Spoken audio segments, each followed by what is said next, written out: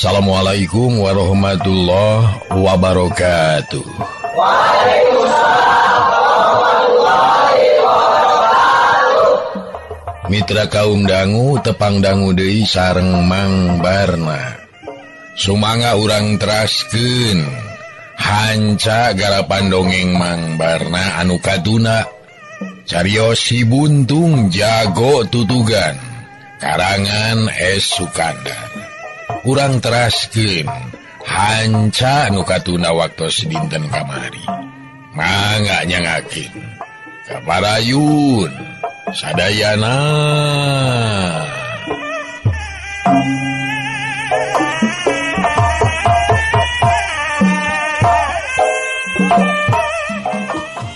Bahrowi lain deui ngaranjugna, parang bedogna ngabeletok potong.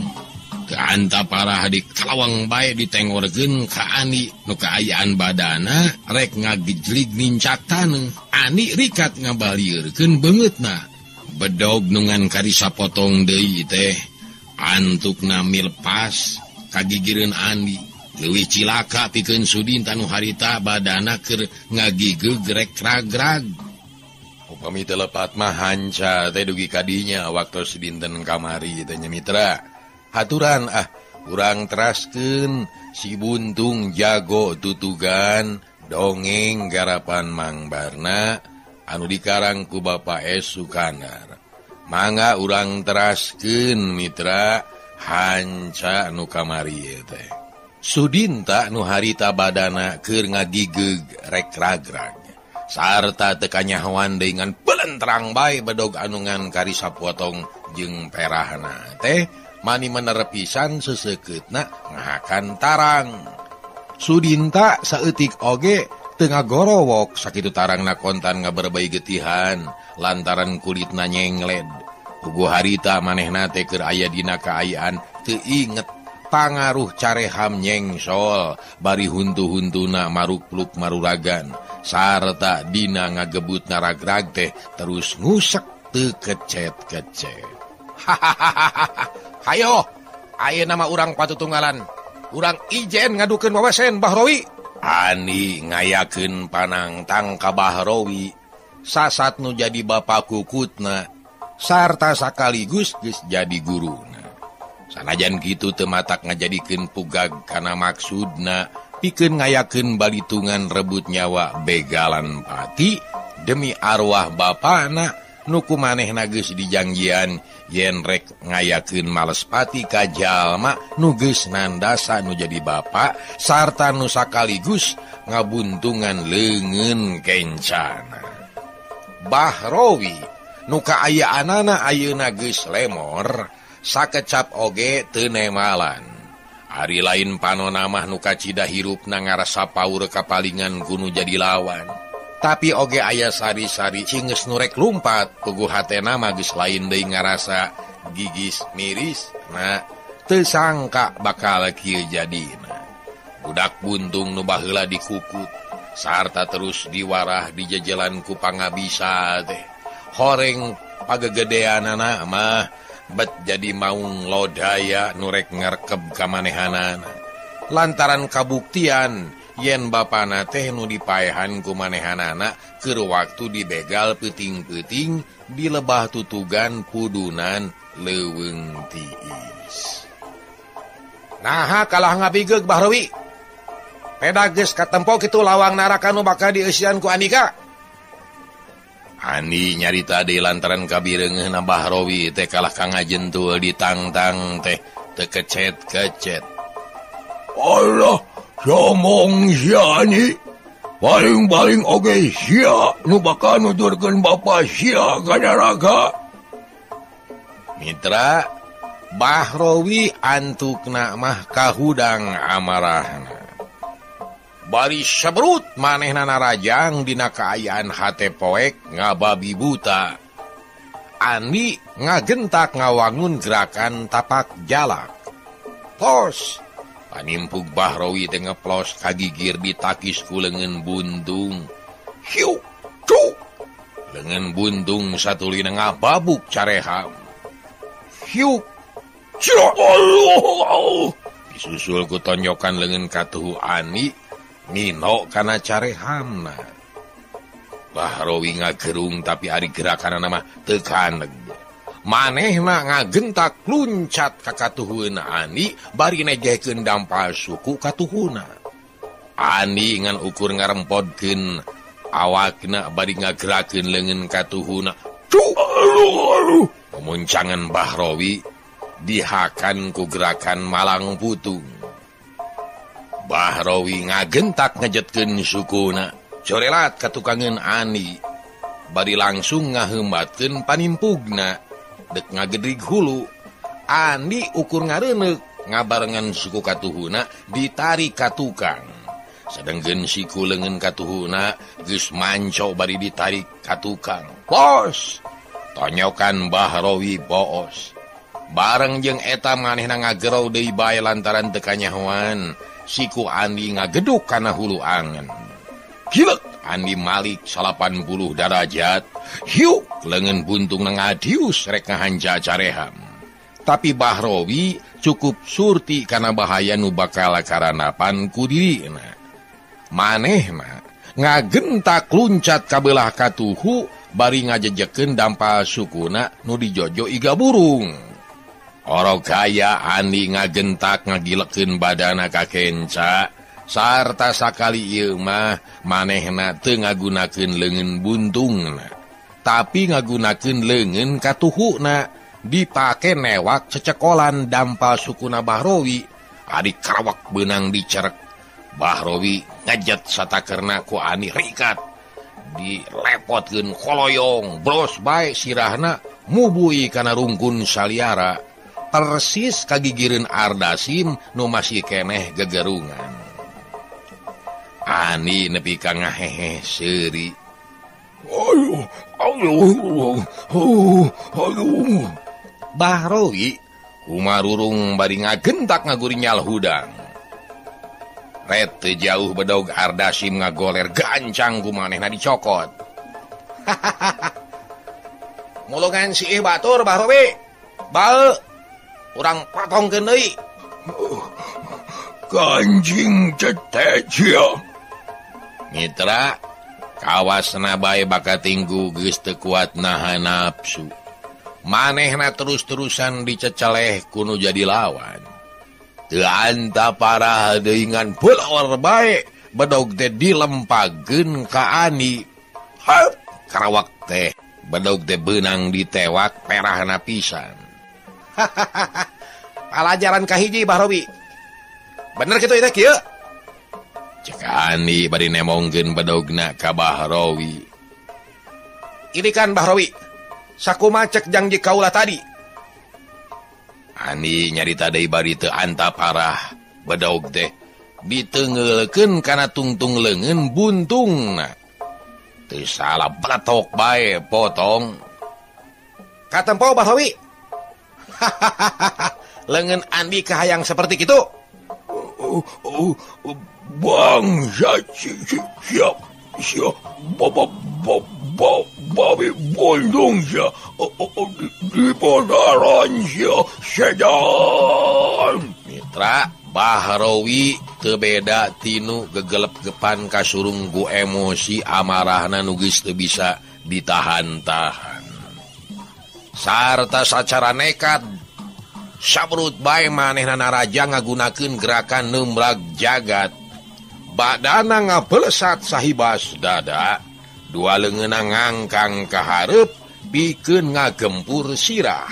Sedengkeun dua sukuna geus moal salah deui tangtu rek ditemrageun kana dada. Ani nu memangna geus cukup nganyaho kumaha kahebatanana gerakan nemrag jagat. Lantaran ku manehna oge geus dipiboga, manehna ngagentak ngagilek nyerong ngenca. Ngabarengan suku katuhuna ditarik sabeakna ka tukang.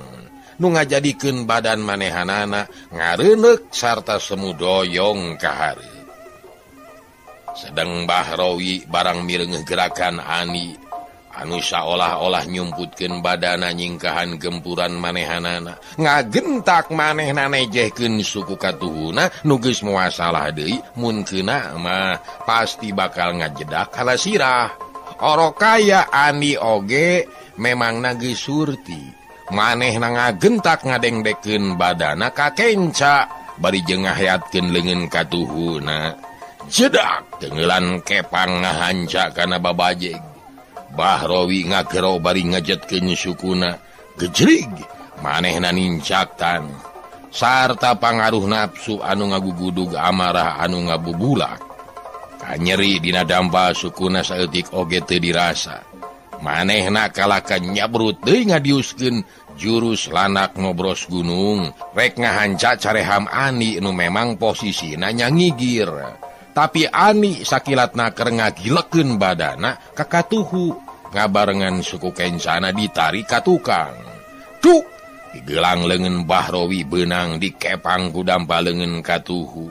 Hiu leungeun buntung rek ngabentur palitisan tapi Bahrowi ngagentak luncat ka katuhueun Ani bari ngalangkeun sukuna rek dipake ngajejek binjurang.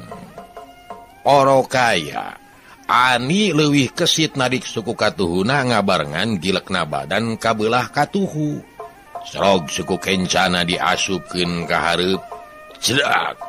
Leungeun buntung dina gerakan malang putung teu mis deui ngahanca mumuncangan Bahrowi nu memang masih keneh ngangkang.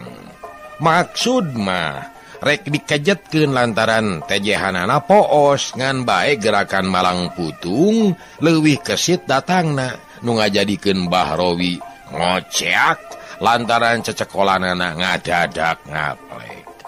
Tapi Bahrowi kawasna bae geus kalap. Sakitu bari engke-engkean teh manehna ngagentak malih ka tukang, bari nyebrutkeun beureub katuhuna kagigir lantaran posisi Ani aya di katuhueunana. Ani ngagentak narik suku katuhuna ka tukang sarta hiu leungeun buntungna dipake mapag beureub buleud anu nyuruntul rek nimpug beungeutna. Bahrowi koceak denge lantaran ramo-ramo leungeun katuhuna remuk sapisan bantrok jeung leungeun buntung. Keur mah memang sukuna nganapak sabelah lantaran anu belah katuhu mah geus ngaplek teu beunang dijejekeun nya teu minge deui koleab bae Bahrowi nangkarak benggang. Bahrowi sasama teu sirik ngajerit maratan langit ngoceak maratan mega puguh kaayaan badana geus teu puguh rasakeunana. Dampal suku ngaplek ramo-ramo leungeun remuk anu ngajadikeun manehna leungit budi ilang daya nu karingan gegerunganana bari badana ngagurimpal nang kuban sarta terus ngajurung kunung. Bluk deui nang kuban jurung kunung deui kawas anu rek nangtung perbawa nu geus samarasa badana jadi teu daek cicing. Sedang sungutna teu eureun-eureun sasamat ampun-ampunan pasalang jeung gerang-gerung humarurung. Cli gorolong tina saku kampretna aya anu murag. Ku Ani direret gebegter jajantung Ani ngadadak motah. Sanajan bener geus lawas taun-taun geus kaliwat. Da puguh baheula ku manehna minang dicocoo. Sidik teu kapalingan anu murag tina sakuna Bahrowi teh hiji ali mata pirus bogana bapana. Kukituna brai ngadadak kumanehna harita kacipta deui. Waktu bapana keur ngabebengkang di lebah tutugan, bari dadana beulah ngewag akibat bedog Bahrowi nu ngabeset kana dada bapana. Terus ngaburial teu beda ti cai nyusu nu kaluar tina hulu wotan. Brai deui ka tempo pigelang manehanana buntung. Bari ulawran getih anu ngabeuleug geudeureu beureum sarta karasa deui kumaha nyerina waktu harita. Nu tumerapna ka Ani napi kalat poho kana sagala-gala nu aya ngan gedurna nafsu pikeun males pati kanu geus ngabinasa nu jadi bapa sarta nu sakaligus geus ngabuntungan pigelang kenca manehanana. Mikir kadinya, Ani teu anta parah deui. Corelat Ani luncat ka gigireun Mbah Rowi, karawak bae dicarak punukna sarta langsung dijungjungkeun. Pikirna geus buleud, yen leungeun buntungna terek digejrotkeun kana beungeutna. Modar si ayeuna mah Mbah Rowi. Panon Ani nu geus ngagedur hurung muncereng sarta bantrok jeung panon Mbah Rowi nu rami sakti nuh jimata. Ampun Jang Ani, Bapak teh nedahi hirup Jang Ani, ampun. Naon? Dedengean teh minta ampun. Sumuhun Jang Ani, nedah hirup Bapak teh Ujang. Rumah sia Bapak teh tos nerasan tuang rama. Sareng ngabunbun, sareng ngabuntungan panangan Jang Ani.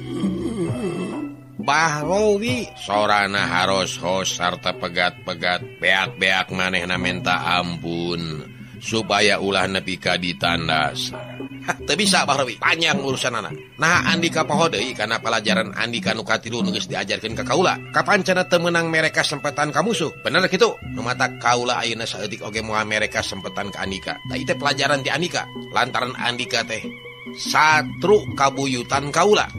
Sadia we ayeuna mah Mbah Rowi. Deula ieu, leungeun kaula nu ku Andika baheula geus dibuntungan. Ayeuna nagih pikeun dibayar ku nyawa Andika. Oge arwah Bapak kaula tangtu moal ngarasa senang di alam baka satungtung Andika ku merenang di alam dunya. Ampun Jang Ani, Bapak teh nedah hirup, ampun Bapak teh nedah hirup. Mitra Mbah Rowi beuki melas-melis. Memang sanajan syariatna geus sakitu ruksakna oge ari kana nyawana mah masih keneh lebareuna keur. Teu bisa Andika teu pantes sarta teu bisa dihampura. Ani hatena geus buleud yen Mbah Rowi teh moal dibere kasempetan bisa kumenang deui. Memang kitu maksudna Ani harita. Tapi manehna ngadadak ras inget kana papatahna Aki Musani. Ujug-ujug ngeng bae kadenge deui meninong toreng nu nyebutkeun cenah musuh nu geus ampun teh poma ulah dibinasa. Aduh Aki, mugi ngahapunten. Rupina abdi teh moal tiasa tumut kana piwurug. Margi Mbah Rowi teh kedah dipateni kangge nyaosan janji abdi kapun Bapa. Ani ngajerit dina jero hatena nyambat ka Aki Musani. Sarta bari ngebrehkeun tekadna nu moal bisa dibatalkeun deui. Ret Ani kana ali mata virus nu masih keneh ngagoler dina taneuh. Bet kawas anu ngandung daya tarikan persani. Orosot bae punuk Mbah Rowi teh dilesotkeun geus kitu keteyep manehna leumpang. Kop ali teh dicokot terus diteuteup antep-antepan.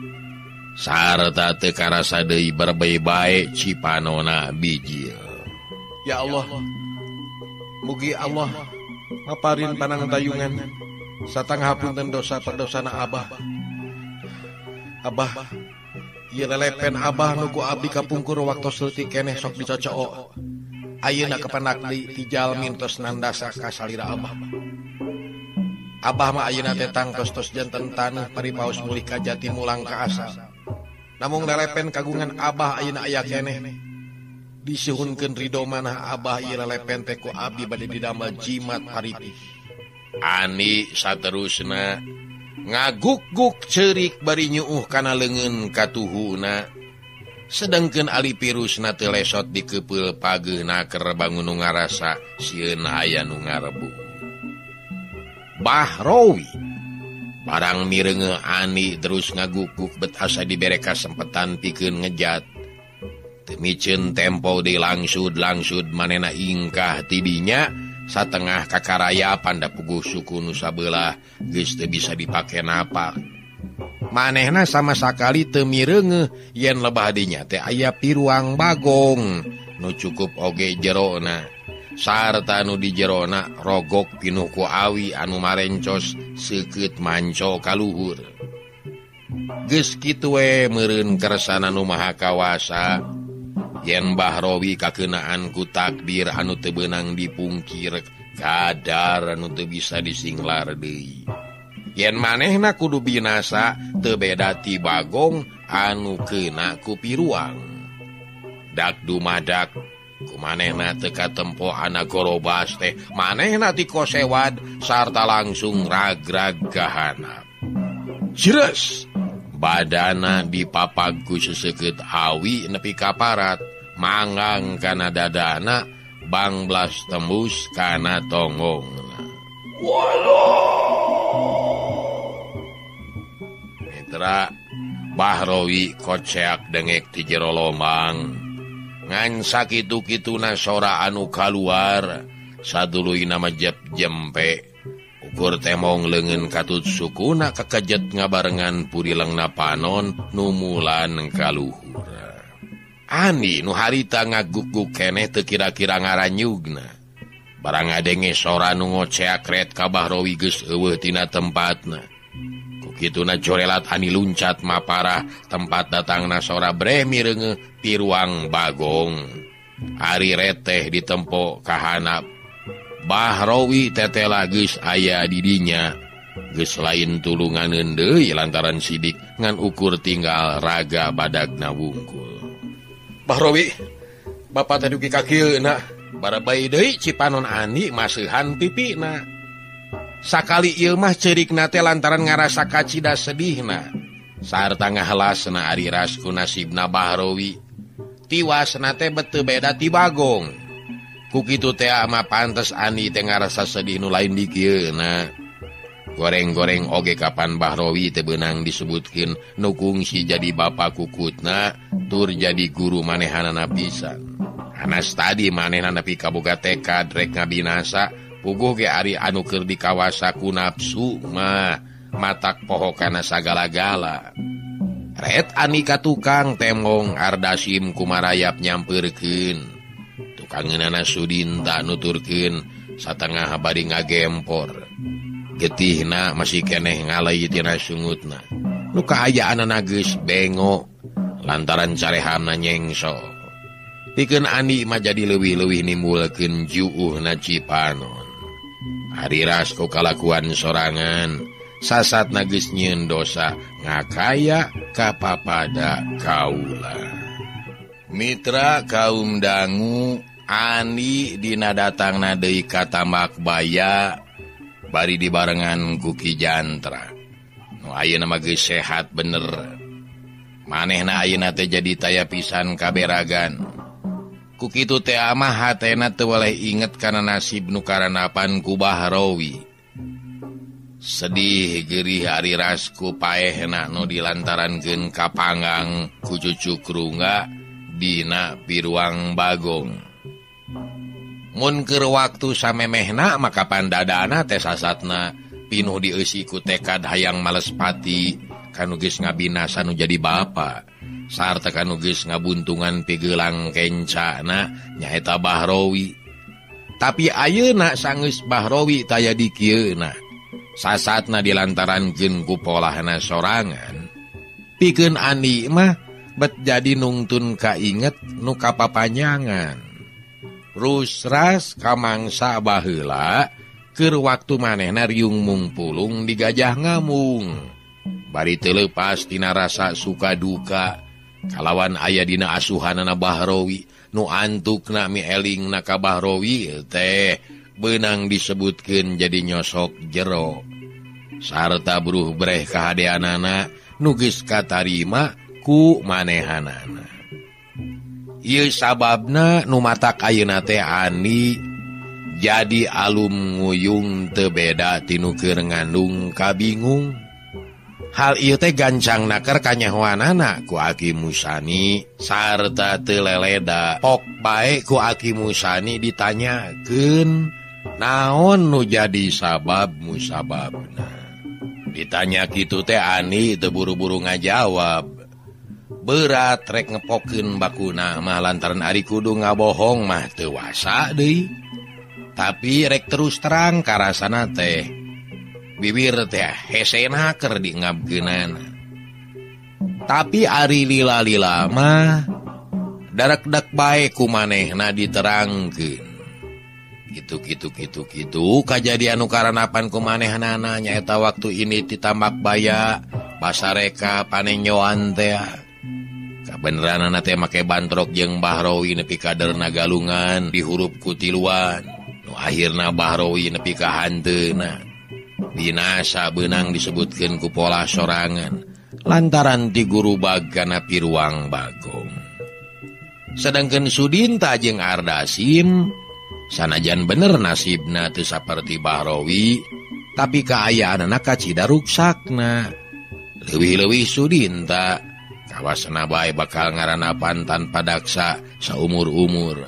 Manehna moal bisa nyarita bener lantaran carehamna nyengsol. Kitu tah Aki, nu mawi abdi ayeuna pikiran teh janten asa teu tentrem, emut kana naon-naon nu tos karanapan ku diri. Baku nama abdi teh emut ka Pak Bahrowi. Maotna teh teu kinten matak nyedihkeunana. Kudan teh. Jadi Bahrowi ayeuna teh geus sah ti dunya ani. Laras Aki. Geuning atuh bet siga nu ngarasa sedih ani. Ongkoh maksud ge maneh teh hayang males pati nu jadi bapak Lin. Telepat Aki. Memang laras maksud abdi kitu pisan. Namung ari parantos ninggal anjeunna binasa, kawuwuh maotna teh kenging disebatkeun teu wajar. Hate teh bet janten ngahelas. Ngarasa kajuhung merenya. Sumuhun Aki. Puguh ge kitu kaayaanna nafsu mah ani. Paribasa kaduhung mah datangna tana ti heula. Nisrik eta teh paneuri. Tapi keun bae ani da geus kitu tulisanna. Soal paeh mah banyakna manusia boh isuk boh pageto pasti eta teh bakal kasamber. Namun eta Aki mata kawatosna teh perkawis maotna. Nah kumaha kitu? Sumun dugi ka Kapanggang di lebet Piruang Bagong. Matak jadi ani. Da eta mangan sakadar jadi marga lantaran pikeun nyumponan takdir ilahi. Cenah geuning dihin pinasti anyara pinangih pastina geus ditangtukeun ti ajalina. Kapangihna ayeuna manusia kudu paeh dilantarankeun ku jalan naon bae. Ngan kabeneranna we Bahrowi mah lampusna bet dilancarankeun ku Kapangang rungga di jero Piruang Bagong. Tah kitu anji, ja kudu helok, ja kudu kaget sumawon make kudu ngarasa sedih mah. Hei, seolah-olah nu ngarasa teh suge mah kana kaayana takdir sarta papasten nu geus digariskeun ku Pangeran. Lantaran perkara paeh teh ani lain urusan makhluk, tapi urusan holik. Geuning aya rengkolna dina Quran, dina surat Luqman pangakhirna. Hartina kurang leuwih kieu. Manusia ada awak-awakan moal nyahoeun kana naon-naon anu bakal dilampahkeun dina mangsa isukan. Sarta moal nyahoeun deui di mana manehna bakal paeh. Kitu ani saperti kaayaanna Bahrowi. Mun manehna nyahoeun majan dina poe eta teh manehna bakal paeh Kapangang ku baruang di jero Piruang Bagong manehna tangtu meureun ge sasajaan. Heuh sakurang-kurangna manehna teh moal init-initan. Mati-mati kudu paeh oge meureun kahayangna mah supaya di jero imah. Nu matakeun we perkara eta mah ulah jadi pikiran teuing ani. Lantaran eta mah geus karsana Gusti Nu Maha Kawasa. Raga Aki Musani eureun nyaritana. Diselang ku ngusiwa nyieun heula udud daun kawu. Mohon kahartos Aki. Mung eta we janten emut kana kalakuan pribadi. Abdi teh panginten tos nyieun dosa. upadi upami ngemutkeun kaayana Mang Abdasim sareng Mang Sudinta. Pasti ari dosa mah Ani. Sedang ari dosa teh moal bisa luput tina wawalesna lantaran kabeh-kabeh bakal ditemongkeun jaga di poe akhir. Lain mangrupa dosa bae tapi nu mangrupa kahadean oge sanajan gedena ngan ukur sasiki sasawi. Eta kabeh teh bakal ebre sakumaha nu geus kaunggal dina Al-Qur'an surat Zulhijjah.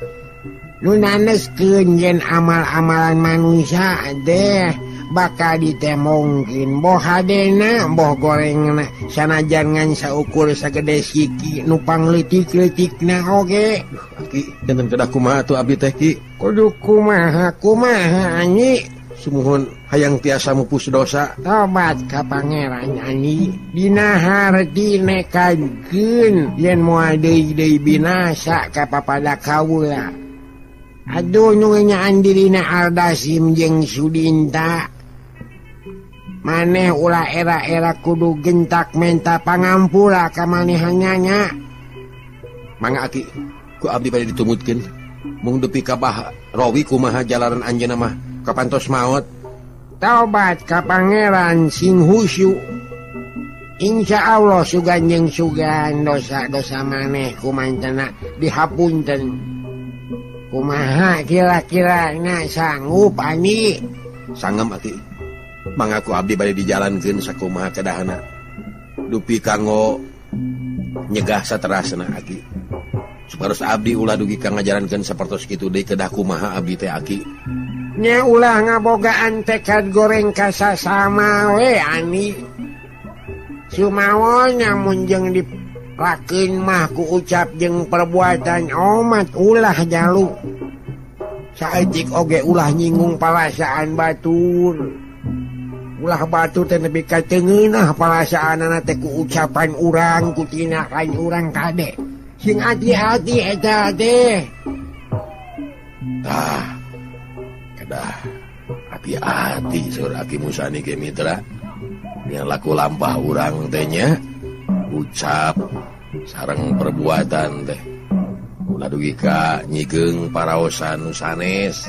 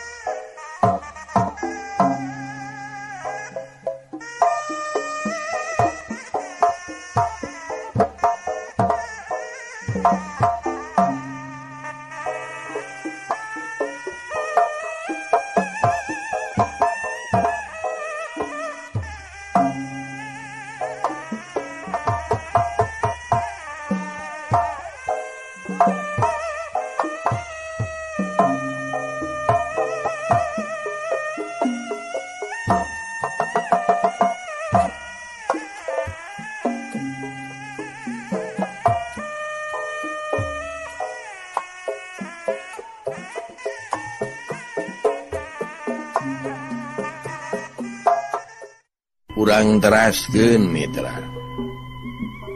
Kumaha upami dina parengna kapaksa kedah kajantenan. Margi jalmi hirup teh Aki sanaos atuh urang teu ngagaduhan maksad awon. Namung teu kirang-kirang nu sanes mah Aki. Aya nu tekadna teu sae upamina maksad bade ngabinasa ka diri urang. Ih, ari bener mah aya nu kitu nya kudu dilawan nu satekah bola. Lantaran urang oge diwajibkeun kudu ngabela hak jeung ngabela diri. Tapi mat ani ulah boga tekad nu didadasaran ku hayang ngabinasa. Malah sabisa-bisa mah upama teh mah urang kapaleng pasenatan usahakeun heula ku jalan musyawarah babadamian. Lantaran moal aya hiji pasenatan nu teu bisa dibeberes ku babadamian. Malah sakuduna ani sagala pasenatan nu sakumaha hebatna oge ye kudu ditungtungan ku musyawarah babadamian. Lamun teu kitu ani pasenatannya bakal terus hirup subur nerekam ka ditu ka dieu. Ngagulidag teu beda ti caah deng-deng. Sakur nu katemlag pasti hanyut meleng-leong ka bawa palid. Tapi lamun ditungtungan ku babadamian pasenatan teh bakal musnah sakaligus. Nah di dieu karasana rahmat pangeran teh ani. Lantaran engke dina dekna deui campur gaul teh tempo-tempo sok leuwih leket leuwih dalit tibatan samemehna. Oge itu ieu bisa leuwih ati-ati malar ulah nepi ka kajadian deui hal-hal nu matak nimulkeun pasenatan antara urang jeung sasamana. Kitu teh ani pang-pang nama urang teh kudu bisa ngajaga letah urang sorangan.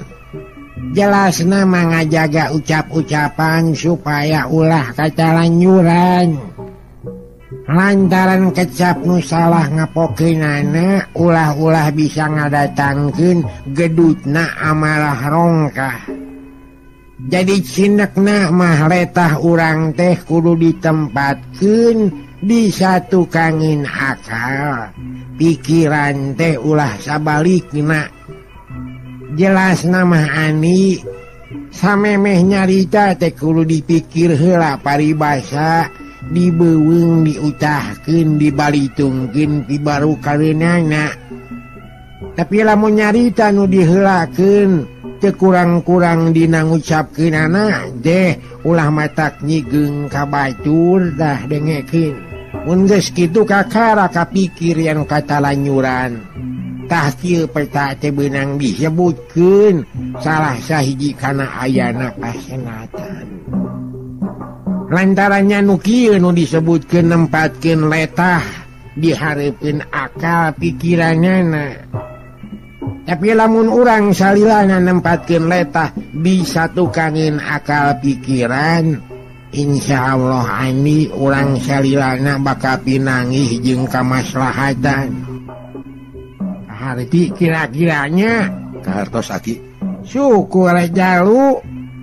Moga-moga we maneh sing bisa ngajalankeunana lantarannya kitu teh ani geuning cek paribasa oge raheut nu ditimulkeun ku salahna ucap teh balukarna leuwih parna leuwih nyeri tibatan raheut keuna ku pedang. Ingatkeun tah bagi komo upama urang seug inget kana dawuhanana Kanjeng Nabi nu kieu ungana.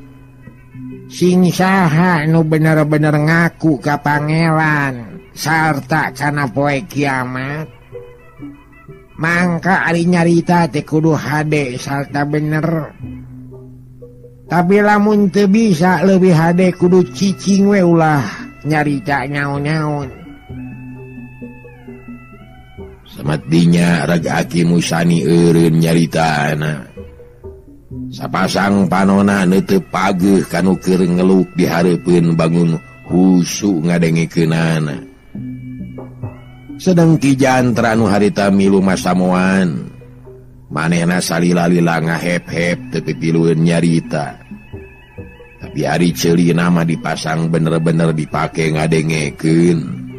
Naon-naon nu dikecapkeun ku aki musani. Anu karasana ku manehanana mani nyelesep kana sungsum kana balung. Wandukna jadi pamageuh kana kayakinanana. Memang bener segala pasenatan teh diantarana ditimulkeun ku salah ucap oge dina ngarengsekeunana deui teh nya kudu ku ucap deui nu diwangun ku musyawarah jeung babadamian. Janten ku ucapan deui.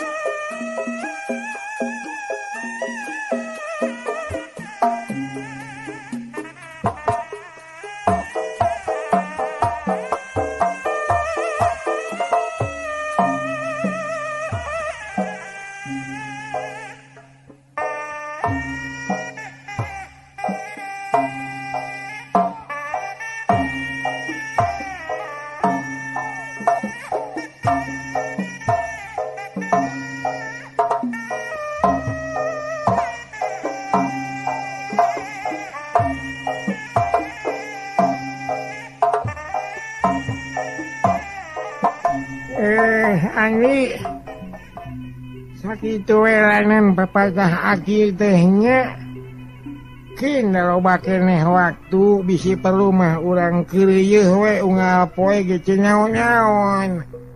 Saetik ongkoh ari digeblugkeun mah bisi matak bosen.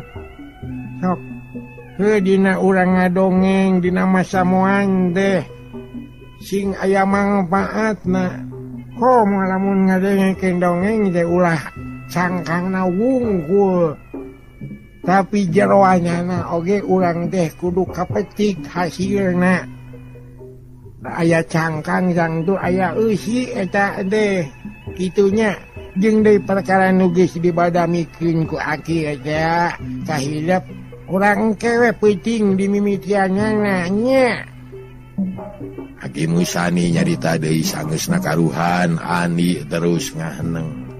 Ukur eretna we nu nandakeun yen manehna bener-bener rek ngalaksanakeun kana naon-naon nu geus diwajangkeun ku Aki Musani. Mangga Aki, abdi manghiringan. Ani ngawalonan bari hate mah lain deui ngarasa bunga. Papatahna Aki Musani pangaruhna teh lain deui matak nguatkeun anak-anak patekadanan. Hongkoh deui pangpangna mah manehnana teh rek dibere pelajaran deui ku Aki Musani. Nu samemehna oge geus bisa dikira-kirakeun moal boa pentingna pikeun nambah ilmu panemuna. Mitra kaum dangu sadaya peutingna teu mencog. Ani jeung Aki Musani geus araya di pipir imah. Ijantra mah teu milu lantaran ngarumasakeun maneh bisi matak ngagokan kanu keur diajar. Manehna mah cineluk bae ditepas bari hate mah ngulayaban ka mana meuni. Babakuna mah teu weleh nginget-nginget kaayaanana nu jadi anak. Dina sakieu geus kalilaanana teh masih keneh tacan kapangi. Malah taya beja-bejana acan di mana ayana. Mangka-mangka keur kakandungan sarta mun diitung lilana pasti ayeuna teh geus ngalahirkeun. Sedengkeun Ani nu geus mimiti prak digemleng deui ku Aki Musani, kakarapurung oge jol-jol karasa we seunggahna. Di lain-lain oge naon-naon nu diajarkeun ku Aki Musani ayeuna teh beunang disebutkeun nya lain mangrupa ilmu pangajaran. Tapi ieu mah estuning hiji kaluar biasaan Aki Musani nu memang bawa ti kudratna. Saperti nu geus diterangkeun ti heula Aki Musani teh bisa lempang ku ngagunakeun tungtung cager wara mitra hanyagal kabujeng nengnong dugi ka dieu heula dinten ayeuna hapunten samudaya kalepatan hatur nuhun kana perhatosanana nawakub tina ka lepatanana. Billahi taufiq wal hidayah. Wassalamualaikum warahmatullahi wabarakatuh. Cah.